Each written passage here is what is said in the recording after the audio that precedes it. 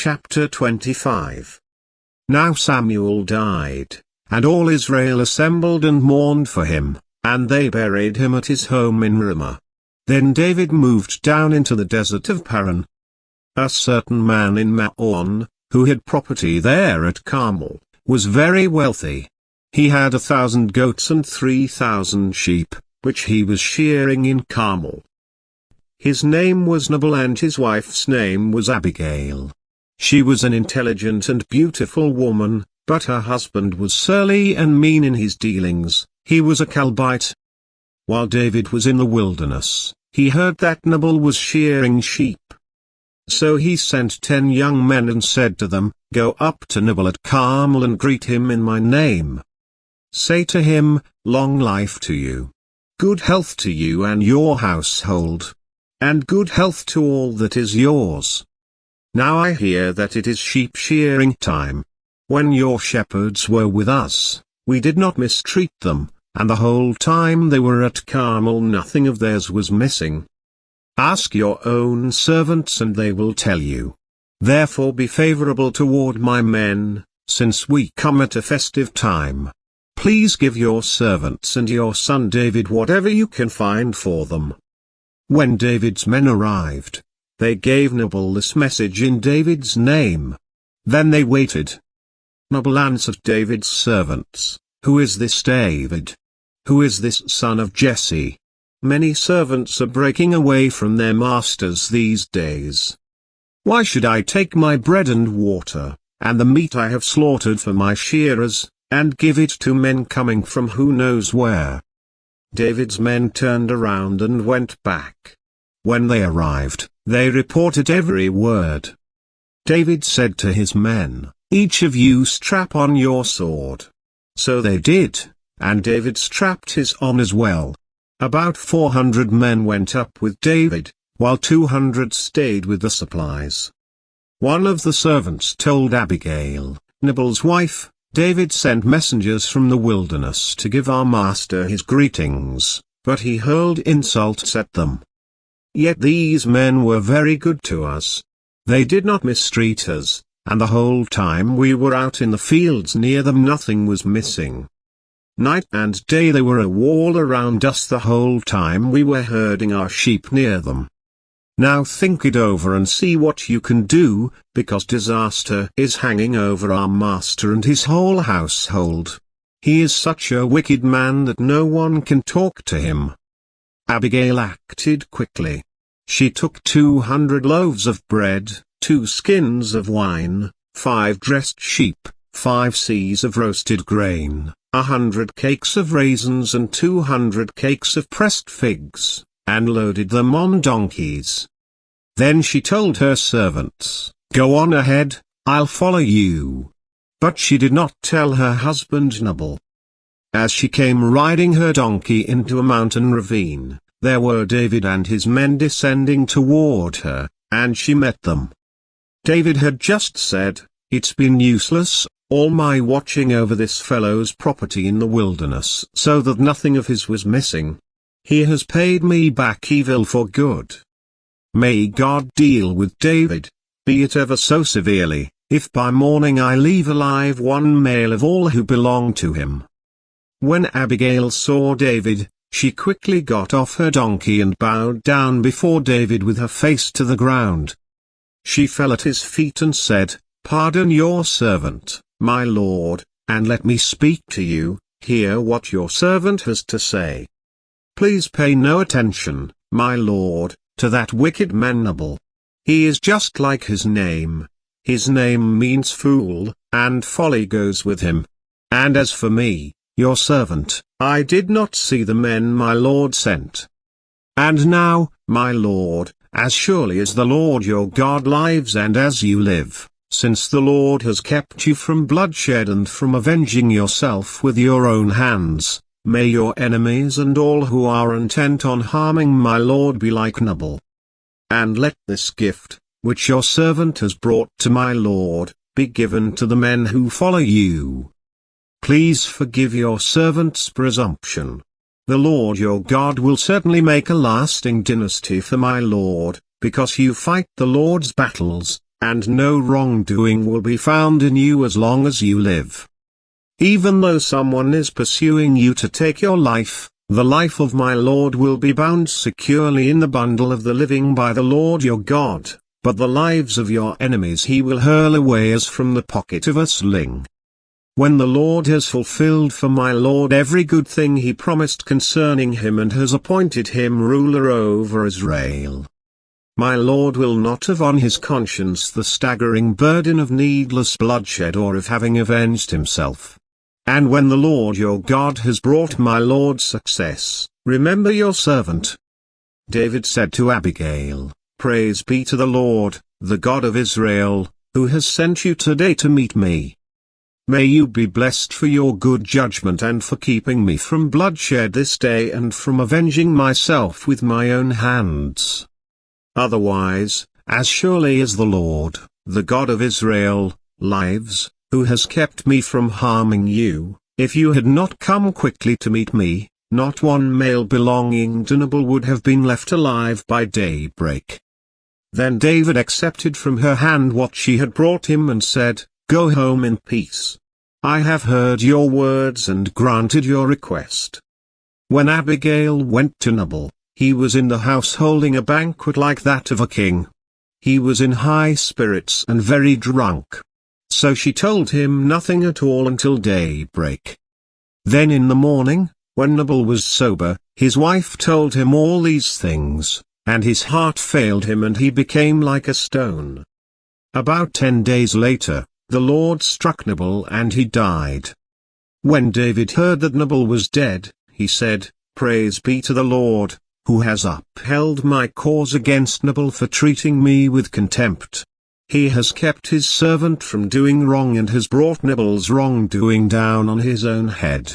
Then David sent word to Abigail, asking her to become his wife. His servants went to Carmel and said to Abigail, David has sent us to you to take you to become his wife. She bowed down with her face to the ground and said, I am your servant and am ready to serve you and wash the feet of my Lord's servants. Abigail quickly got on a donkey and, attended by her 5 female servants, went with David's messengers and became his wife. David had also married Ahinoam of Jezreel, and they both were his wives. But Saul had given his daughter Michal, David's wife, to Paltiel son of Laish, who was from Galim. Chapter 26. The Ziphites went to Saul at Gibeah and said, Is not David hiding on the hill of Hachilah, which faces Jeshimon? So Saul went down to the desert of Ziph, with his 3,000 select Israelite troops, to search for David. Saul made his camp beside the road on the hill of Hachilah facing Jeshimon, but David stayed in the wilderness. When he saw that Saul had followed him there, he sent out scouts and learned that Saul had definitely arrived. Then David set out and went to the place where Saul had camped. He saw where Saul and Abner son of Ner, the commander of the army, had lain down. Saul was lying inside the camp, with the army encamped around him.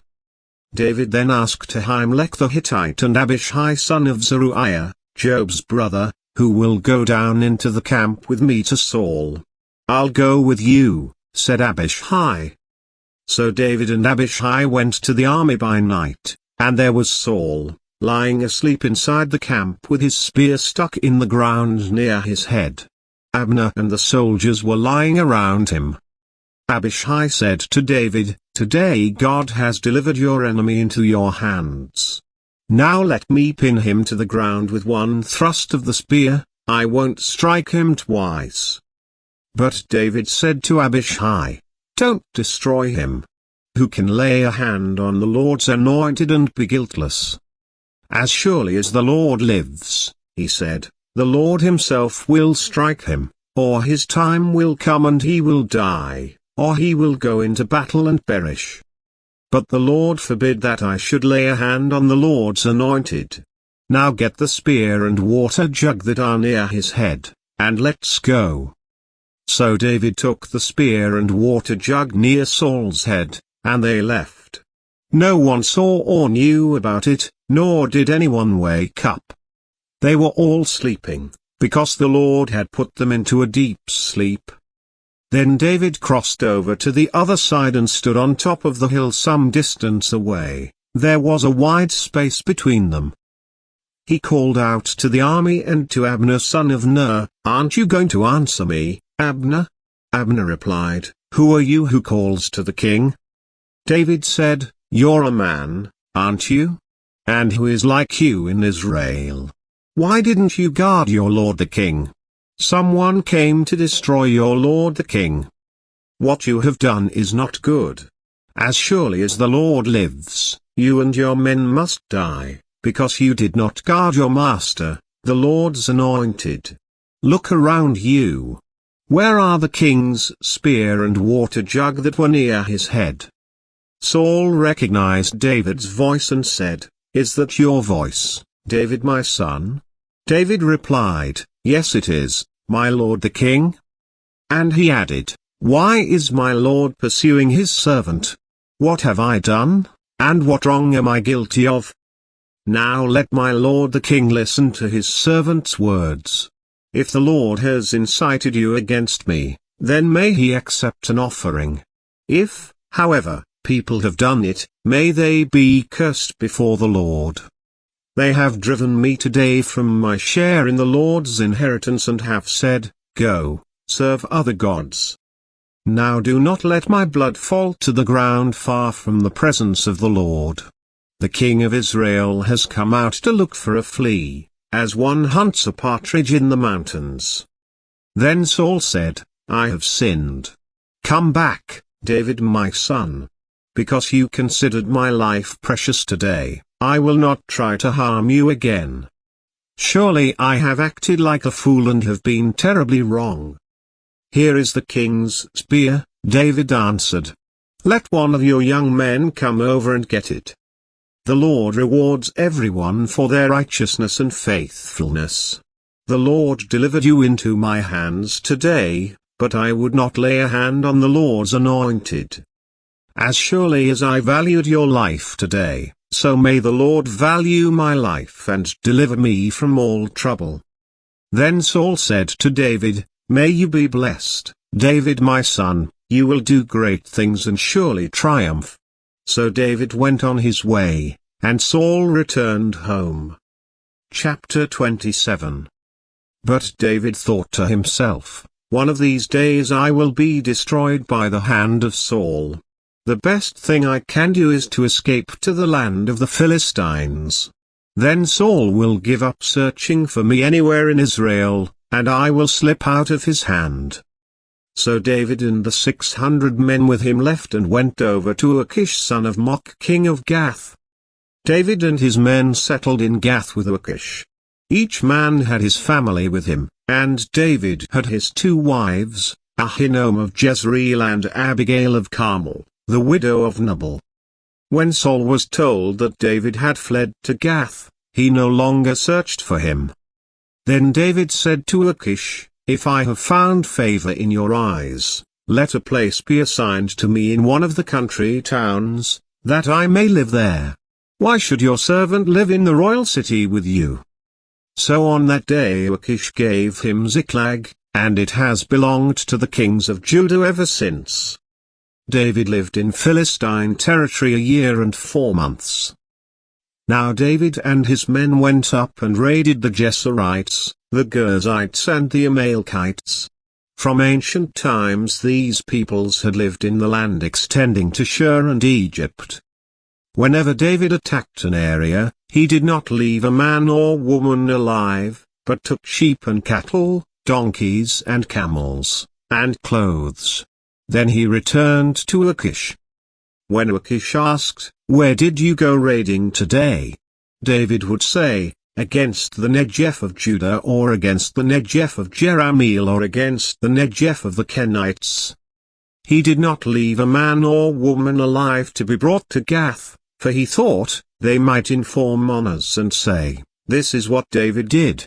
And such was his practice as long as he lived in Philistine territory.